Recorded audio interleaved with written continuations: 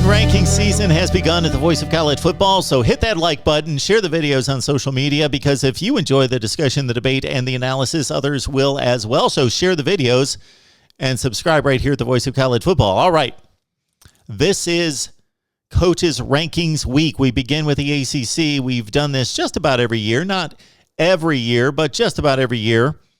And please leave your comments below, because we're going to stir up, I'm sure, all sorts of opinions here as we rank the 14 coaches in the ACC, because this is not an exact science, because everybody's got different expectations, everybody's got different facilities and resources and recruiting footprint. It's a different standard of a job, and it's a different level of difficulty depending on where you're coaching. I'm also rating these coaches based on who I would want right this second. So if this was 15 years ago and Bobby Bowden and Joe Paterno were two of the all-time greats and were still coaching and still active, they were not two of the best then. So I would have rated them much lower than their legacy. All right, the same thing here. I am not rating coaches based on what they did 5 and 10 years ago. But of course, if just a coach had a bad season in 2020, I don't just plummet them to the bottom just because they had one down season. So there's a balance to it. But basically, I'm listing the coaches 1 through 14 and who I would take 1 through 14. Also keep in mind that for any new coaches, and there are no new coaches to the ACC, but for any new coaches in the other conferences, I consider the neutral bar, meaning you are neutral if you're a new coach to that program. I rate the coaches based on previous resume from other stops, but generally rating the coaches in the here and the now. In the ACC, that doesn't mean that these coaches are not doing a good job, because at number 14, we got Mike Norvell, and he's only coached one season, but that season was awful. But at the same time, Mike Norvell took over a very dysfunctional program. Willie Taggart did an awful job too. So Mike Norvell had one awful season. This does not mean that he cannot quickly become a much better than 14th rated coach in the ACC. But if you look at the body of work thus far, and it's only the one season, it's pretty awful. He inherited about the 3rd or 4th best roster in the ACC in terms of just talent. But sometimes you've got to get worse before you can get better. And there are good indications of what Mike Norvell is doing at Florida State. Again, this 3-6 season was terrible. They really only had one good game, and even that one good game against North Carolina, which was a big win at home against one of the 15 best teams in the nation. They played a great first half, and then they held on for dear life. They were run off the field by the likes of Louisville, who was a 4-7 football team, and others. Also want to take into consideration that the 2020 season was even rougher for the first-year head coaches, because imagine taking over after 2019, you get hit with a pandemic, you have no time, no in-person contact to build relationships with your players face-to-face, develop a culture, institute terminology, institute an offense, institute and input a defense. You had no spring practice. You had no early summer workouts or contact again with the players. It was a difficult situation. So Mike Norvell was one of these guys with a first-year head coaching situation who had to deal with that. He was one of just two, I believe, with Geoff Hafley of Boston College. So Mike Norvell at number 14. Again, we'll see how he takes off from here, because the recruiting was not good the first recruiting cycle for Norvell, but he is bringing in some high-level players. And right now, we still have about 8 months to go until all is said and done on National Signing Day in December. But right now, he's doing a great job. So the next stop for Florida State would be defeating that next level, that next tier that they're on right now with the Wake Forest, Louisville, North Carolina State level. They've got to defeat those teams and finish with 6 or 7 wins this year. Mike Norvell at number 14. At number 13, Georgia Tech's Geoff Collins. He's 6-16 in 2 seasons. He's 5-12 in the ACC. But here again, there's a situation in which he had to embark on a complete overhaul of the offense. He took over the antiquated triple option of Paul Johnson and he's slowly working through the personnel and inherited all the personnel that came along with that were recruited and signed to execute the triple option. One key factor for Geoff Collins is going to be the development of Jeff Sims, the quarterback, and to see how good he's going to be. Geoff Collins showed that he can coach at Temple. He went 15-10. He went 11-5 in a good league. So he's had an academic school that has typically been difficult to recruit top-flight talent despite being immersed in it there in Atlanta. He had the 5th best recruiting class and number 27 in the nation. His other recruiting class, number 10 in the ACC and number 47. Geoff Collins at number 13, just ahead of Mike Norvell. At number 12 is Dino Babers of Syracuse. Dino Babers is well-respected, class individual, seems to be doing everything right off the field, just a first-rate, valued commodity there at Syracuse as a human being. Now, as a head coach, it's a difficult situation. Syracuse is stuck up there in northern New York. It's difficult to recruit. They're playing mostly against southern opponents with more recruiting territory and talent around them. Very odd first few seasons for Dino Babers in that he had the 4-8 seasons, and that's pretty much what he's done across the board except for the one breakout year in 2018. But other than that, 4-8 seasons for Dino Babers, but they would pull off the one big game. They got the big upset against Virginia Tech in 2016. They pulled off a big upset against a top 3 Clemson team. I think they were number 1 at the time. They finished number 1 in the regular season in 2017. And then the next season in 2018, they should have beaten Clemson on the road, that historically great Clemson team. They had them in a 4th and 6 before Chase Bryce pulled out the first down and kept the drive going. Otherwise, the Cuse would have won the game. They went 10-3. Now, I didn't think when Syracuse went 10-3 in 2018 that was going to be the standard going forward for Dino Babers, that he had turned things around. But this program is capable of going 7-5, 8-4 on a fairly frequent basis and getting to bowl games. The likes of Doug Marrone could do that. Dino Babers hasn't done that except for one season. So it's been pretty disappointing at 14-33 and 7-27 in the ACC. Reasonable goal, again, would be getting to bowl games. He recruits in the low 50s. They could do a little bit better than that, considering they play in a major conference. And the talent in New York, Pennsylvania, New Jersey is good. He has that signature up-tempo offense, but it really hasn't fooled anyone or been that prolific. Dino Babers at number 12 at Syracuse. Number 11 is Justin Fuente of Virginia Tech.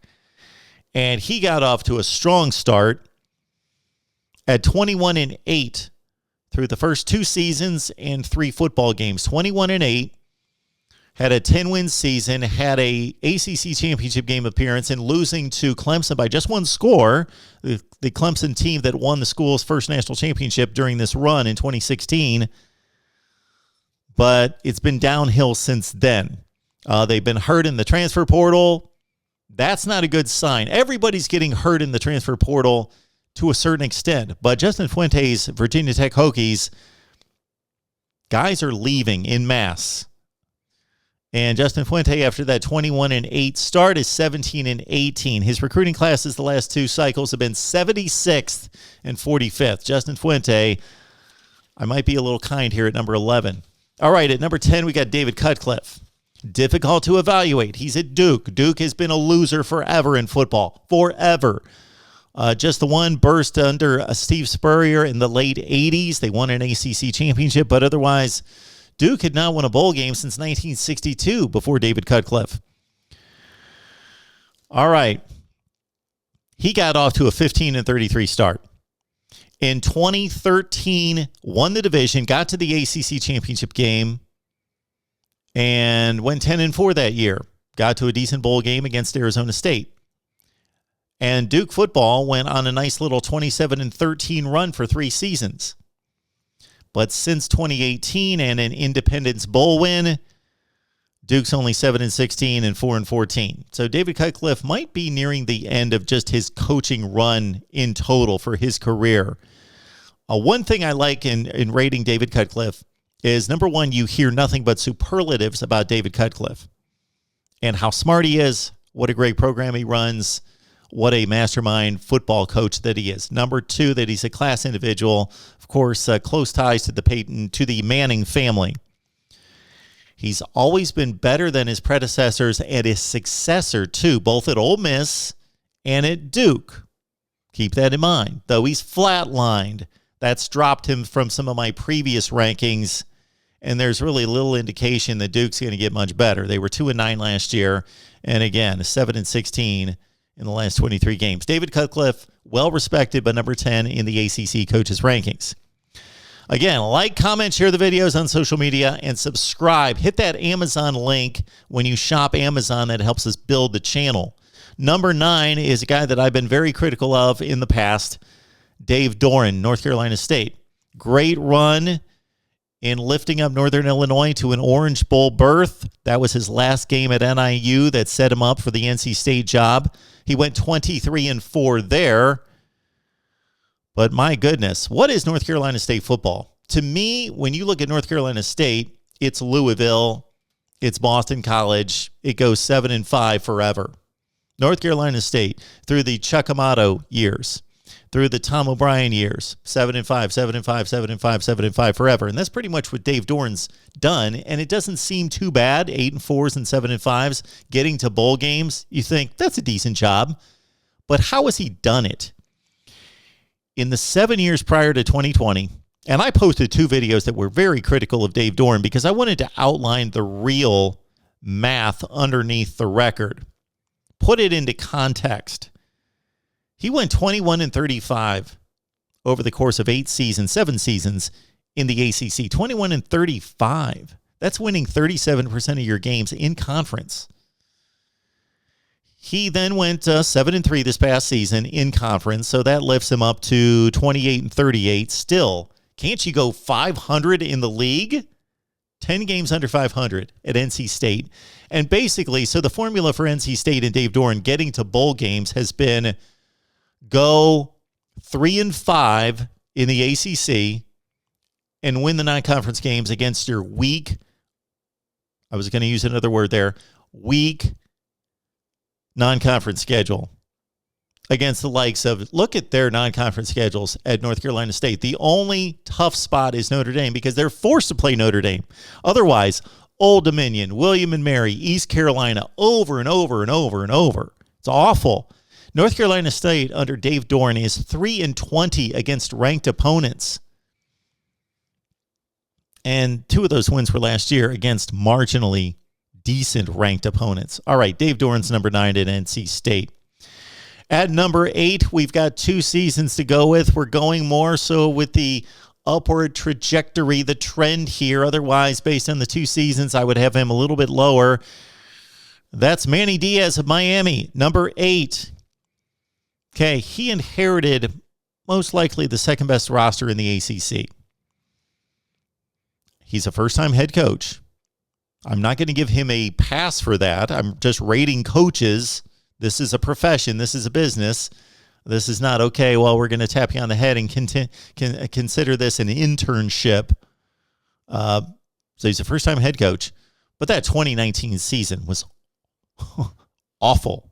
Miami lost 7 games. They lost to Duke. They lost to FIU. They lost to Georgia Tech and Louisiana Tech. That just shouldn't happen. Lose one of those games in a year. That would even be bad. But 4 of them in 1 year. They went 6-7. So this next season in 2020, I saw the improvement where they at least consistently beat the tier below them that they're supposed to beat as a top 15 to 20 team in the country. And that's where I think they are, both as a program and as a team in 2020. Top 15 to 20. They beat the 35th to 50th best teams in the country. Pitt, Virginia Tech, Virginia, Louisville. They beat those teams. But they got embarrassed against the one team on their regular season schedule was on their tier, North Carolina. Got embarrassed. Lost to Oklahoma State, another team on their tier. And then, of course, they were completely outclassed by Clemson. Okay, the recruiting again, and the improvement I expect to continue puts Manny Diaz in what should be a 10-win season this year at number 8. All right, the 7th best coach in the ACC, according to the voice of college football right here, Pat Narduzzi of Pitt. It's pretty much going 7-5. With the bowl game, he's 8-5, 8-5, 5-7, 7-7, 8-5, 6-5. Isn't that pretty much Pitt football since the 1980s, since they were a national contender in the early to mid-80s? Under Jackie Sherrill, then Foge Fazio. That's what Pitt football has been. He's pretty impressive, though, in considering that if you said Pitt football, NC State football, which has been better, you'd be like, shrug your shoulders. Does it matter? Is it really, it's about the same, right? Well, Dave Doran's 28-38. Dave Doran is 10 games under 500 in the ACC. Pat Narduzzi is 29-20, 9 games over 500 in the conference. Granted, Dave Doran's had to play Clemson every year.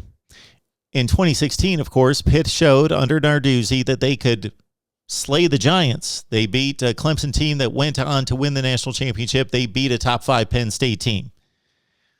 They beat in 2017 the number 2 ranked Miami Hurricanes, who were 10-0. In 2018, they ended UCF's 27-game winning streak with a last-second win at Pitt.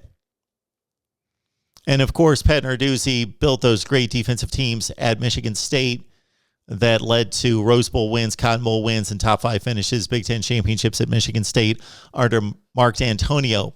The Pitt defenses haven't been, they've had star players at defensive line for sure, also at safety, but the defenses have not been as good as they should be.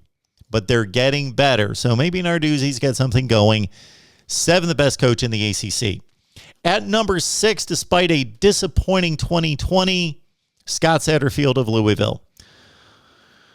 All right. First, he won 3 straight Sun Belt championships at Appalachian State. So I do take that into consideration. Did a fine job at App State. But more so it's about the job at Louisville, which he took over a dumpster fire from Bobby Petrino at 2-10, 0-8 in the ACC. And he suddenly just went, boom, 8-5. So he takes 2-10 and goes 8-5 and defeats an SEC Mississippi State team in a bowl game. Big expectations for 2020 with Malik Cunningham and Javion Hawkins coming back and others, and they go 4-7. Scott Satterfield, recruit defense, and you will win more games and climb in the rankings. Number 6 for Scott Satterfield. At number 5 in the ACC, we've got Geoff Hafley of Boston College. What a fine job he did in 2020. Defensive backs coach in the NFL for 7 years and also at Ohio State in 2019. One of the reasons why he was selected for this job is the winning culture at Ohio State. That was stated by the administration and the athletic program at Boston College. They wanted to hire someone who has been immersed in winning. He is a top recruiter. He was ranked by 247 Sports as the 9th best recruiter in the nation. And that's a challenge to Boston College, but maybe he can go to various places and become a great recruiter at the head coaching level. All right, he brings that win-it-all mentality from Ohio State to Boston College. He goes 6-5 his first year. His first full recruiting class, thumbs up.